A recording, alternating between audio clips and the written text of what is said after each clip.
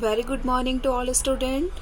This is Pooja Kumawat, Assistant Professor in Chemical Science, Government PG College, Jhunjhunu. Dear students, आज का हमारा topic है Nomenclature for Spiroheterocyclic Compound. जो Spiroheterocyclic compounds है, इनका nomenclature किस प्रकार से किया जाता है, इसके बारे में आज हम डिस्कस करेंगे. तो फर्स्ट ऑफ ऑल हम ये जान लेते हैं कि स्पायरो कंपाउंड्स होते क्या हैं. Spiro compounds are those compounds in which two rings are fused at a common point and this common point is known as spiroatom and has quaternary nature. जैसा कि हम इस स्पायरोहेटेरोसाइक्लिक कंपाउंड में देख रहे हैं कि दोनों रिंग जिसे हमने ए और बी से इंडिकेट किया हुआ है, ये दोनों रिंग एक स्पायरोएटम जो एक कॉमन एटम है इसके थ्रू क्या है, फ्यूज्ड हैं. और ये जो स्पायरोएटम है ये क्वाटनरी नेचर में है क्योंकि ये 4 सिंगली बॉन्डेड एटम से जुड़ा हुआ है, जस्ट लाइक टेट्राहेड्रल. इसमें ये वाली एक रिंग वर्टिकल शेप में है और तो दूसरी रिंग इसके रिस्पेक्ट में कैसी है, हॉरिजॉन्टल शेप में है.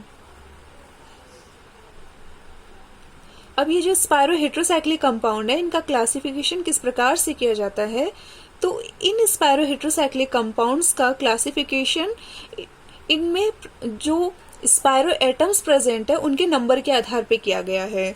जैसे किसी रिंग में एक स्पायरो एटम प्रेजेंट है तो उसे कहेंगे मोनोस्पायरो, अगर 2 स्पायरो एटम्स प्रेजेंट है तो उसे कहेंगे डाइस्पायरो, अगर 3 स्पायरो एटम्स प्रेजेंट है तो ट्राइस्पायरो. तो जो स्पायरो हेटेरोसाइक्लिक कंपाउंड है इनके नॉमेनक्लेचर के लिए कुछ रूल्स दिए गए हैं, उन रूल्स को हम 1 by 1 डिस्कस कर लेते हैं. First rule, total number of atoms of the compound is indicated by corresponding name of the normal alkane. जिस स्पायरो एटम में जो जितने नंबर ऑफ एटम्स प्रेजेंट है उसके अकॉर्डिंग हम लोग क्या करते हैं, जो अगर सिंगली बॉन्डेड हाइड्रोकार्बन है तो हम उसे एल्कीन मानेंगे, अगर डबली बॉन्डेड है तो हम उसे एल्कीन मानेंगे. Clear. Second, the number of atoms of each ring are represented by Arabic number.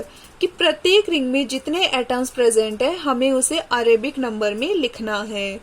Clear. और उसमें हमें ये जो स्पायरो एटम है जो दोनों रिंग के बीच में कॉमन है उसको इंक्लूड नहीं करना है. Third, each number is separate by a full stop. दोनों रिंग में जितने एटम्स प्रेजेंट है हम उनको किस में लिख रहे हैं, अरेबिक नंबर में लिख रहे हैं, और इन दोनों अरेबिक नंबर को हमें फुल स्टॉप से सेपरेट करना है. जनरली हम आईयूपीएससी नॉमेनक्लेचर करते वक्त अरेबिक नंबर्स को कोमा से सेपरेट करते हैं, लेकिन स्पायरो एटम्स के नॉमेनक्लेचर में हमें ये ध्यान रखना है कि इन दोनों अरेबिक या जितने भी जो रिंग्स प्रेजेंट है उनके अकॉर्डिंग जितने भी एटम हैं उन सबको हमें क्या करना है, इन फुल स्टॉप से सेपरेट करना है. These Arabic numbers are written in square bracket in increasing or ascending order. इस स्क्वायर ब्रैकेट में जो जितने भी अरेबिक नंबर्स हैं उन्हें हमें असेंडिंग ऑर्डर में लिखना है. मीन्स पहले जो स्मॉलर रिंग है उसमें जितने एटम्स प्रेजेंट है उसका नंबर लिखना है और उसके बाद में जो लार्जर रिंग में प्रेजेंट है उनका नंबर लिखना है. This bracket with Arabic number is placed between spiro prefix and name of hydrocarbon. जो अरेबिक नंबर है मीन ये जो स्क्वायर ब्रैकेट है इस स्क्वायर ब्रैकेट को हमें ये जो स्पायरो प्रीफिक्स है और ये जो हाइड्रोकार्बन है इनके इन बिटवीन रखना है. Clear. 6. The heteroatom is designated by prefixes such as oxa, aza, thia, etc. oxa में किस लिए लेना, ऑक्सीजन के लिए, aza नाइट्रोजन के लिए, and thia stands for sulfur. These prefixes are placed with their position to the name of spirohydrocarbon.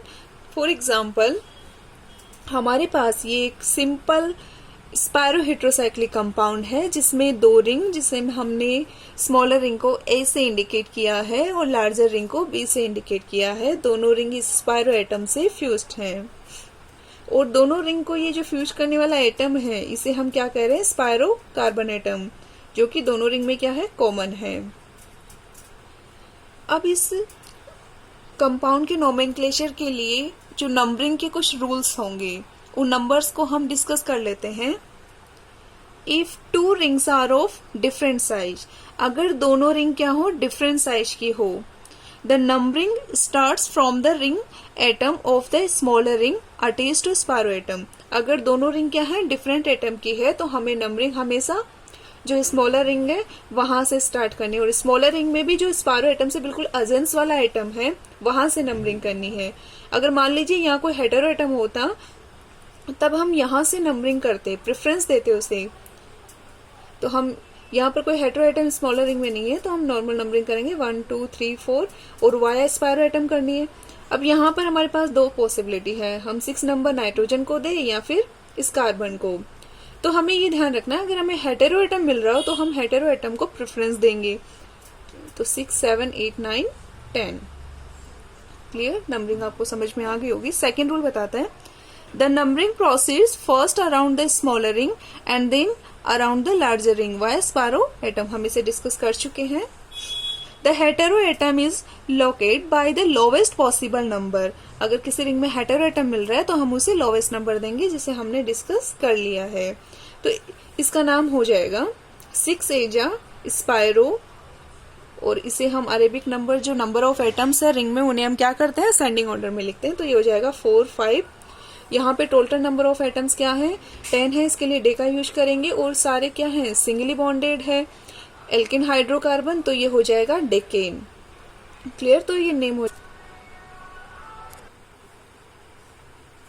Same इसी प्रकार से इस स्पायरो हेटेरोसाइक्लिक कंपाउंड का नोमेनक्लेचर हो जाएगा। स्पायरो एटम से अजेन जो स्मॉलर रिंग है वहां से नंबरिंग कर रहे हैं 1 2 3 4 5 6 7 8 9 10।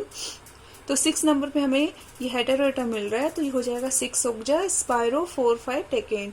अब जो स्पायरो हेटेरोसाइक्लिक कंपाउंड्स होते हैं, इनकी नंबरिंग के लिए हमें एक सिंपल ट्रिक याद रखनी है, SSSPPN।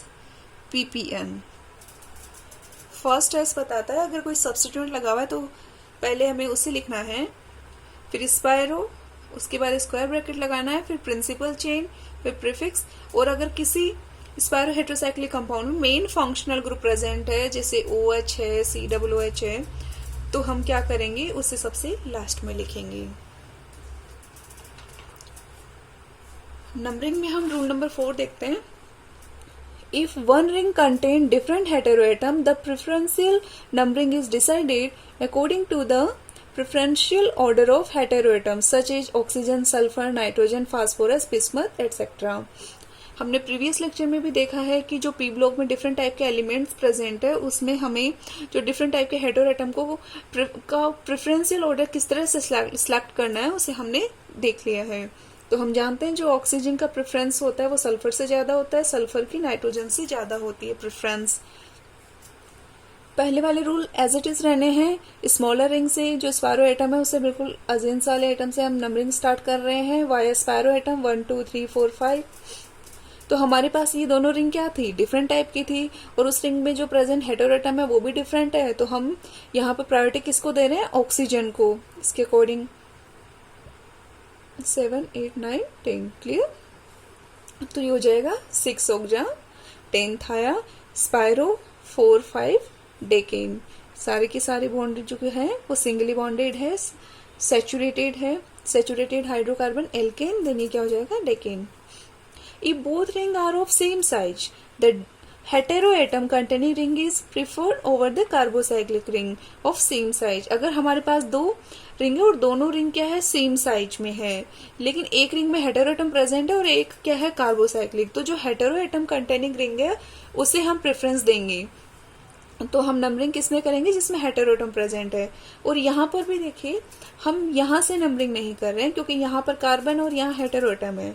तो अगर कहीं पर हेटेरोएटम मिल रहा हो तो हम इसे क्या देते हैं, प्रायोरिटी देते हैं। तो प्रेफरेंस के अकॉर्डिंग हम यहाँ से 1 2 3 4 5 6 7 8 9 10 11।